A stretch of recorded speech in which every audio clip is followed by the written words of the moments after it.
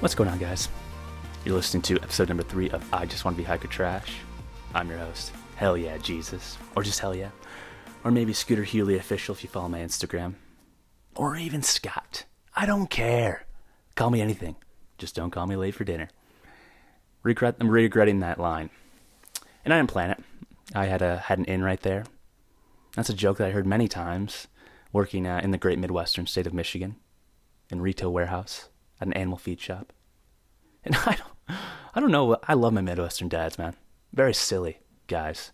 Always pulling out those jokes. I don't know. It's very silly. Because I love, so when I'm guiding and the two are just going, it's going all right. Very low energy. And I just have a Midwestern family on my tour. There's a father there.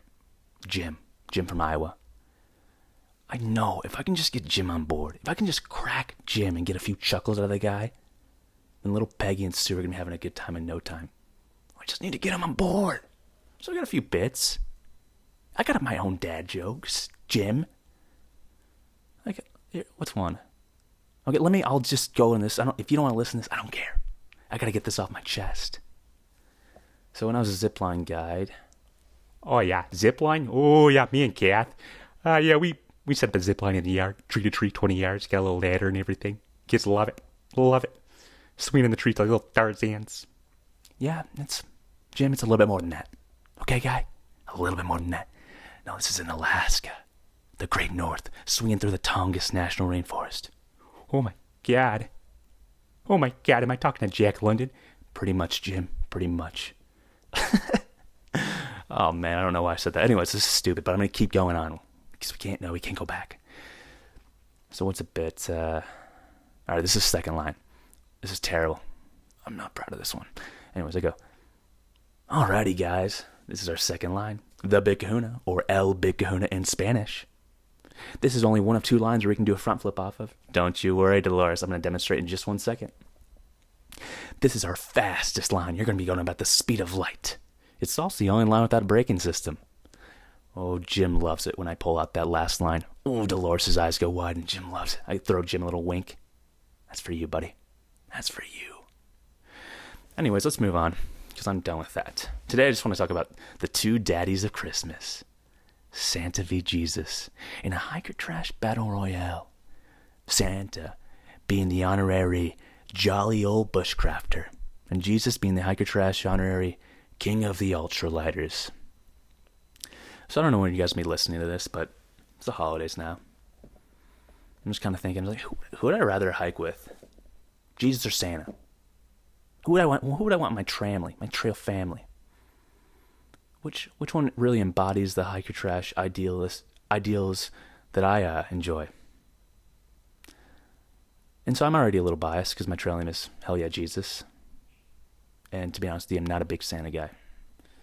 Not a big fan of the man in the red suit. Because who has given this guy the authority for the arbitrary naughty or nice list? Who gives him that? Who gives him that right? I don't think this guy has the strongest moral compass. We're talking about like a large man who's breaking into homes, eating cookies, stealing cookies. Bro, you can't tell me he's got to be a nightmare for homeowners. This large man in a heavy sleigh being controlled by hooved animals just landing on your roof? That can't be a smooth landing. We just re-roofed the roof last summer. You kidding me, guy?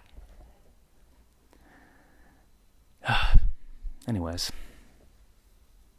Because, actually I gotta continue, because I'm still upset about this. I'm flustered. Because if I'm a dad in the future, I'm working my ass off to give my kids a good present. I've been working long hours in the shop. And little Jimmy, it's Christmas. He opens up the first gift. It's from Papa. It's from Papa. It's from me. And it's a PS20. I don't know what PlayStation will be out by then, but PS20. Work with me here. And he's like, oh, thanks, Papa. Why is he? I don't know why my kid sounds like that, but he does. Apparently, this little Jimmy, he's got a weird accent. And then, next gift's Santa's. He opens it up. He loves Santa. This guy comes around once a year. Once a year. I'm seeing this guy I see Jimmy every day. I was a bedwetter. I'm sure he was going to be a bedwetter. I'm cleaning this wet, soggy, pea-stained sheets every morning. I'm doing this for you, guy. And you respect Santa? He only shows around once a year.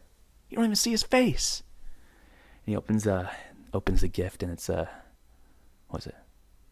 An Apple iRobot. It's an Apple iRobot. He's ecstatic. I saw the movie iRobot. Will Smith, great movie. But if you remember the plot, those robots are evil. They took over. That's not good news. Saying I feel like a gift like that warrants a conversation with the parents. You can't just give my son that gift. It's irresponsible, man. Irresponsible. And my wife's shouting at me. She's like, Scott, they're riding on the walls. Carter, my other son, naughty kid. You got Cole. Naughty kid. Who's giving naughty kids coal? You're asking for vandalism at that point. That's a mess. Coal in the carpet, coal in the walls. Meanwhile, I got Jimmy hanging out with this iRobot guy walking around the street. I don't know where he is. Where's Jimmy? Oh, yeah, he went to Culver's with the iRobot. iRobot drove him to Culver's. This is chaotic. I just want to have a calm Christmas with the fam bam. And now I got chaos in the household thanks to the big old jolly man who breaks into my house every year. Anyways, let's move on. So let's dive into it, guys. I got a little pros and cons list that I made. And if you don't agree, whatever. This is my podcast. This episode's for me, not you. Okay? Calm down. Grow up. Sorry, I had to move the mic. But let's start with Santa Claus, Saint Nick, Kris Kringle, the Jolly Man. At first I was thinking like a con would be, he's got to be moving slow. I don't know if you want, I want to pack some miles in, buddy. I want to do 20 miles a day, please, at least. I was like, there's no way Santa can keep up. But then I was thinking about it. I was like, this man, older guy, probably 500 years old, has crazy tenacity to deliver that many presents in one night. This guy, he has perseverance. And he's got to be, to live out in the North Pole, he has got to be just cut. I mean, you think you've seen those power lifters, right? They're bigger, but they're so strong. And without a doubt, Santa, if anybody has dad calves, and you know what I'm talking about when I say dad calves. There's, you see a dad, he's rocking those Air Monarchs at the grill. He's got these just pulsing calves, veins. And it's like, all right, Larry, calm down with the push mower guy. Your calves are about to explode. But if anyone has dad calves, Santa does. And so he's definitely got to be pushing it. And I can imagine I'm at a summit. I'm wearing a tank top. I've got my shorts on. And I'm just sweating. I'm just gross. Just sweating and just like dead. Just like low of the low. I just don't want to continue. And Santa's like, he comes up. You see him. He's got a smile on his face. He's Grandma Gatewooding it. I don't know if you guys know who Grandma Gatewood is. She's a legend on the Appalachian Trail. She hiked the trail, allegedly, though I believe it, with just a sack. She's like a sack over her shoulder and just hiked the trail. And so I can only imagine Santa's got a 70-pound burlap sack in addition to this red suit and these full grain leather boots. He's not wearing trail runners. He's got full grain leather boots with wooden soles. He doesn't go to REI. He goes to a cobbler. He's still calling up his cobbler to get his shoes. And he's got a smile on his face. I think that's a pro. If I see that scene, I want to hike more. And maybe he sits down beside me, hands me a cookie from Mrs. Claus. It's another pro.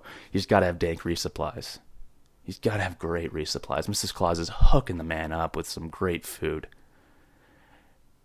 And, at first, I'm always uncomfortable. I don't want to take someone's food, right? I don't want to be that guy. I'm not a bum. But you get enough miles on the trail and someone offers you something, I'm eating it. It doesn't matter what. It's like, oh my God, thanks for the quarter of that PB&J, Mother Teresa. I'm ecstatic for it. So we had two pros there. Oh, what's another one? Yeah, so also, I always struggle hitchhiking. I look so dirty. No one wants to pick me up. But I can only imagine, like, being with Santa, instantly get a hitch. Who's not going to pull over the Santa Claus? Come on. Or, like, get a work for stay. Like, I know on the AT, it's, like, tough to get a work for stay in the Whites. Notoriously tough. The White Mountains in New Hampshire. And they've got these huts.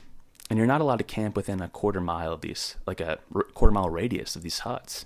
And sometimes that's like, logistically, that's tough. So you want to get a work for stay. But you have to get in between the times of like 3 and 5, and they only take 2.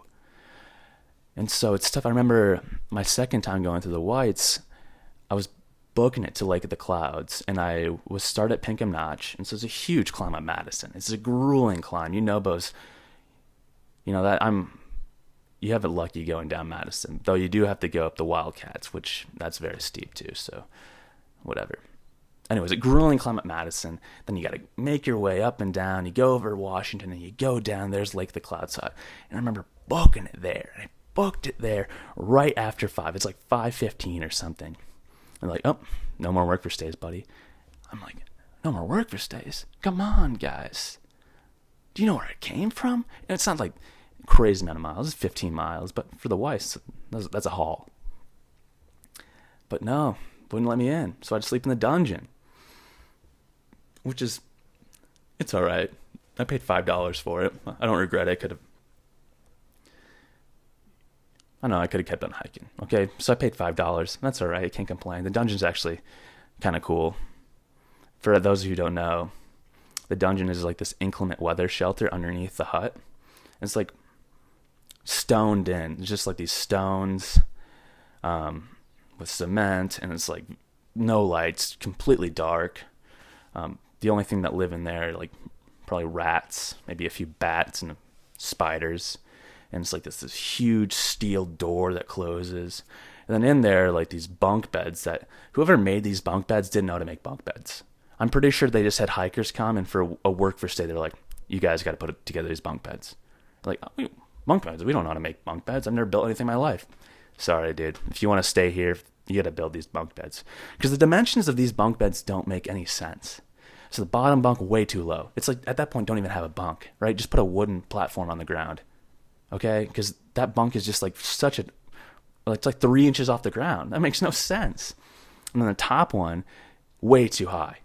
It's like you're 5 inches away from the ceiling. I don't know how you can just credit card your way into that spot.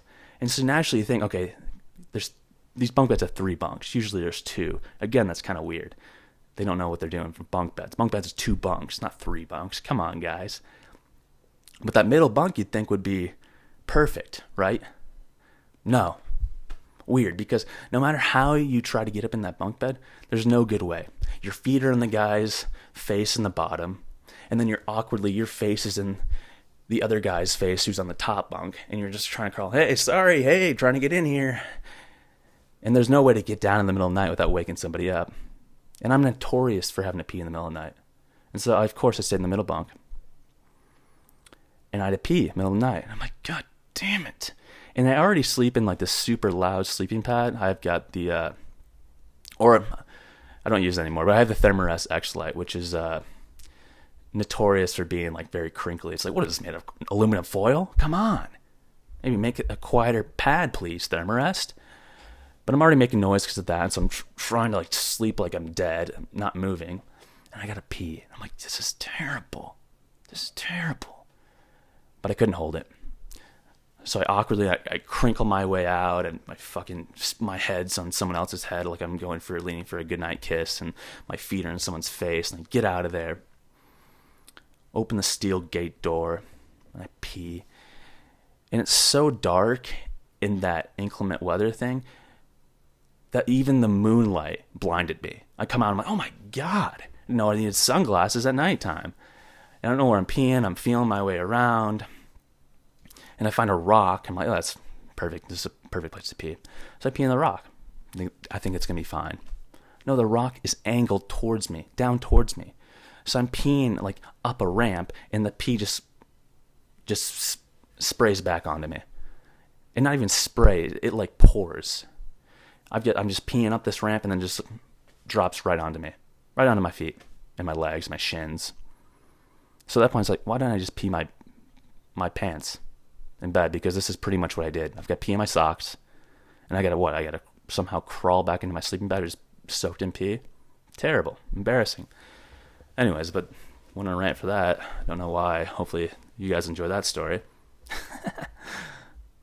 But yeah, if anyone were to get, that's what I mean. If anyone were to get a work for stay in the whites, it'd be Santa. Because no one's going to turn away that guy, right? And Jesus, if you're with Jesus, this guy's story started off with getting turned away. This guy couldn't even get born in a proper place. Everyone's like, nah, we don't have room for this guy. Mary's like, I'm pregnant. He's coming out right now. Sorry, dude. We got a barn. Yeah, let me throw a few hay bales and make a bed for you. And then we'll move the donkeys out of the way and you can lay there. So if this guy's whole story starts out with being denied, I'm not going to trust this guy to get in for a work for stay. Okay? But what are some cons for Santa? Well, I thought some cons is this guy watches you while you're asleep. You know, there's a song about it. He sees you when you're sleeping. And like, I don't want anyone watching me while I sleep. That's weird. That's a huge con for me. And it's like I'll be in the middle of the night, and maybe I have to have an emergency poop. We've all had it. You know, I had some town food. I had some chicken wings in town. It's my first night back on trail. And emergency poop, an e-poop comes. And I'm sprinting out of my tent or my shelter.